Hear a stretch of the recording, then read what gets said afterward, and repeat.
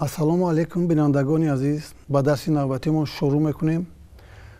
дарсҳои гузаштагии моро агар шумо дида бошед, аз болои он дарсҳо машқ карда бошед, умедворем ки ба ягон натиҷаҳои назаррас дастрас шудаен.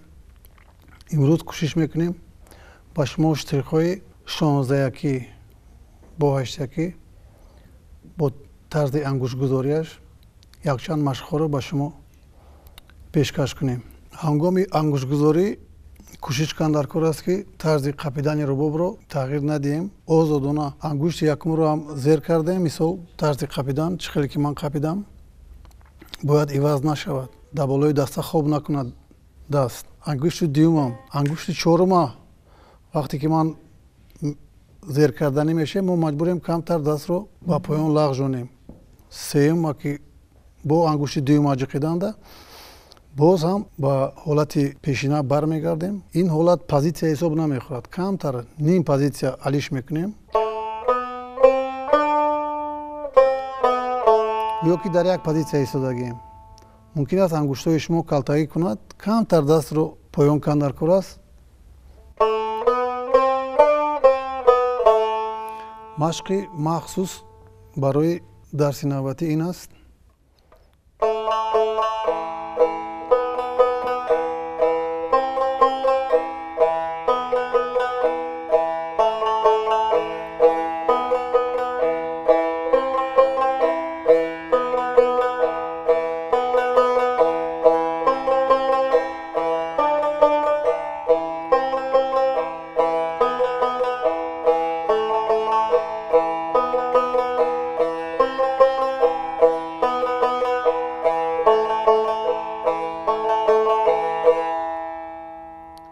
ин ҳам штрихи 16-якиро мо истифода кардем бо 8-як, ҳам таври ангуштгузорӣ буд. боз машқе аст.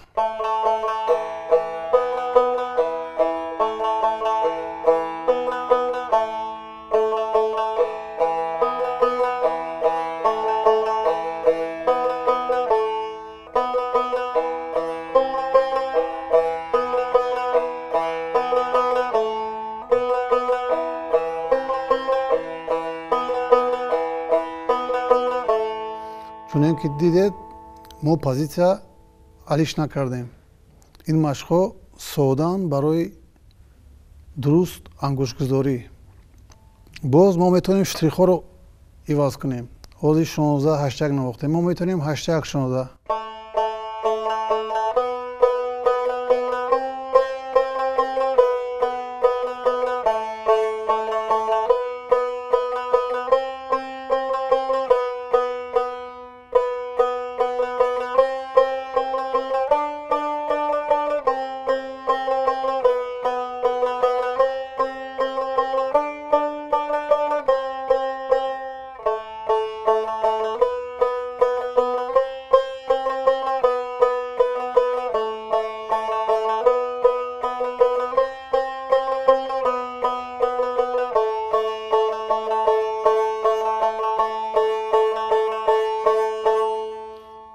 боз мо метавонем штрихҳоро боз ҳам иваз кунем.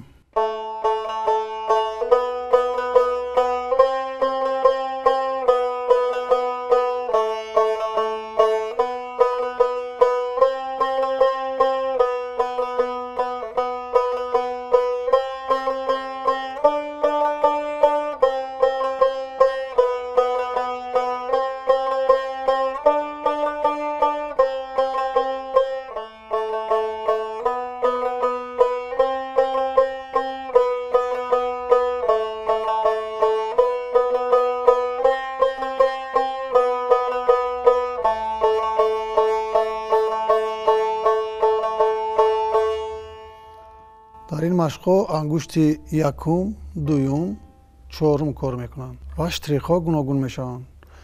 пайваста навохтани ин машқҳо рӯзторӯз малакаи шуморо зиёдтар мегардонад. боз ҳаст машқҳои махсусе ки барои ҳунари шумо мусоидат мекунад. сармашқаш ин аст.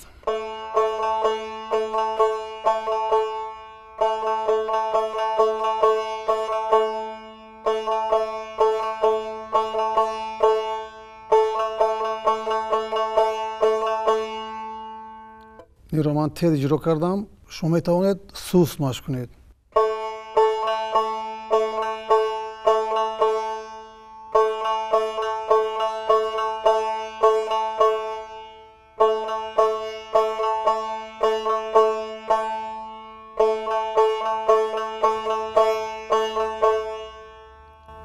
در این سرمشق باز مشقی است که شما اگر از خود کنید باز هم خوبتر می شود.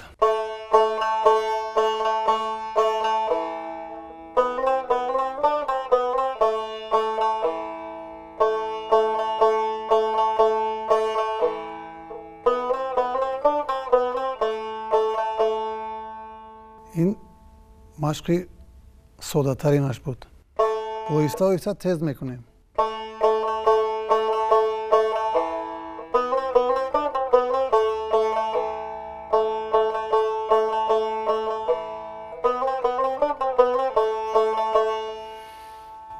ما میتونیم این در یک پوزیسیا بود. حاضر میتونیم پوزیسیا رباب رو علیش میکنیم.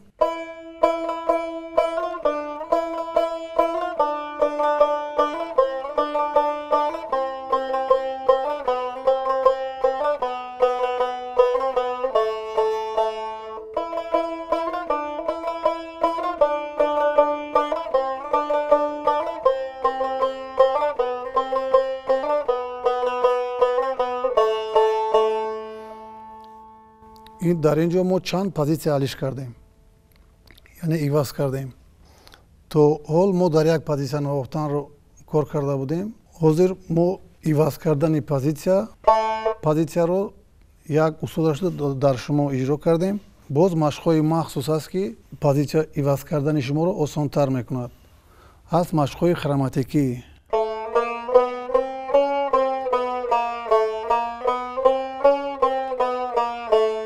فقط از بالا می نوازیم. مثال این در یک پوزیسیا بود. ما میتونیم دو پوزیسیا کنیم. انگشت چهارم که دو جلد رو زیر میکند، انگشت یکم باز در پوزیسیا دوم ره. امروی اجیاگی.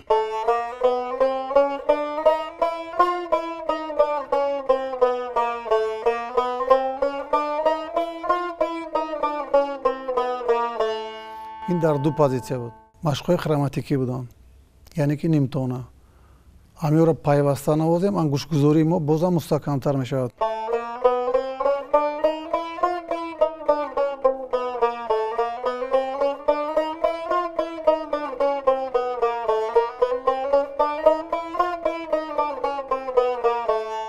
ما میتونیم باز یک پوزیسیا دیگه ایواز کنیم.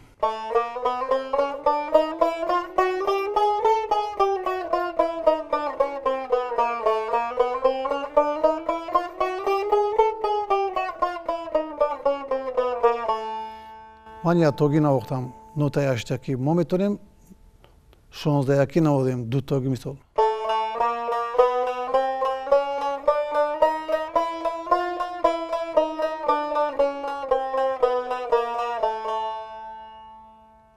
کدوم لیاقتش میرسد با تو پایان. سر کردنش از یک پوزیسیا.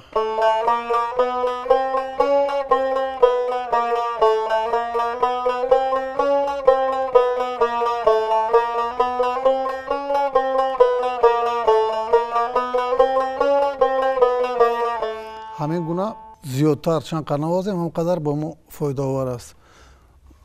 با شرط سه پوزیسیا علیش کنیم، ایواز کنیم، باز خوبتر می شود.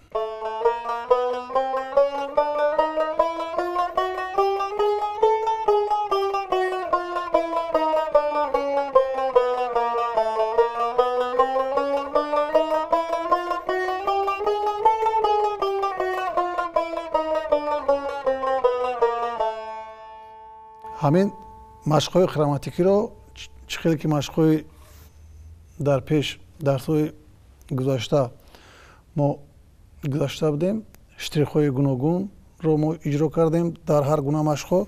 در همین مشق‌های خراماتیکی هم ما میتونیم شتریخ‌های گوناگون رو استفاده کنیم. حاضر ما 8 یکی نواختیم، 16 یکی دو تاگی.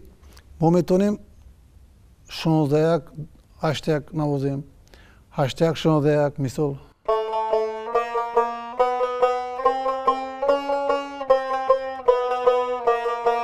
Ёки баръакс.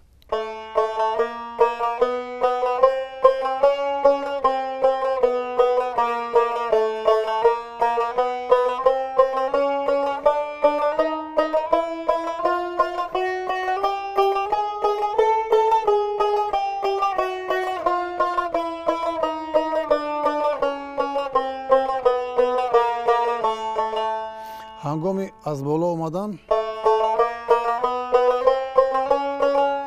нотаи до диез охирон чорум ангуш зер мекунад.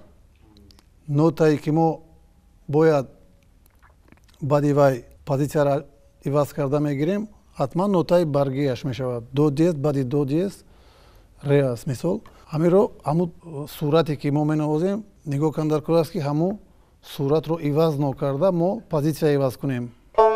мисол позитсия иваз шуд, бояд сурат иваз нашавад.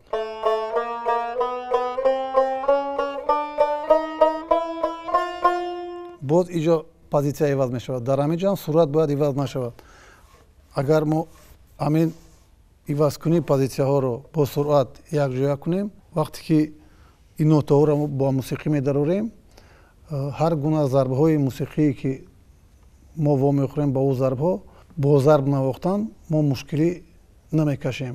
яъне ки зарби худро дар ҳамаи машқҳо низ мустаҳкам кардан мумкин аст.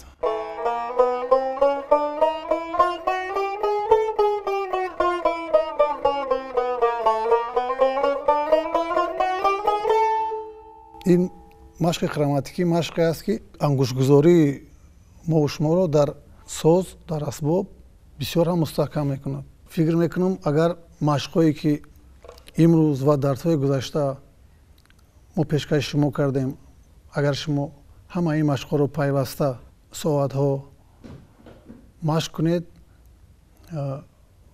ба натиҷаи хуб сазовор мегардед ва мутрибиятон рӯз то рӯз рушд мекунад. ба шумо вақти хуш, тани сиҳат ва мехостам ки дар болои асбобҳоятон зиёдтар шинед, зиёдтар кор кунед, то ки ба дарсҳои оянда боз ҳам омода шавед, ки машқҳои мо рӯз то рӯз боз ҳам душвортар мешаванд.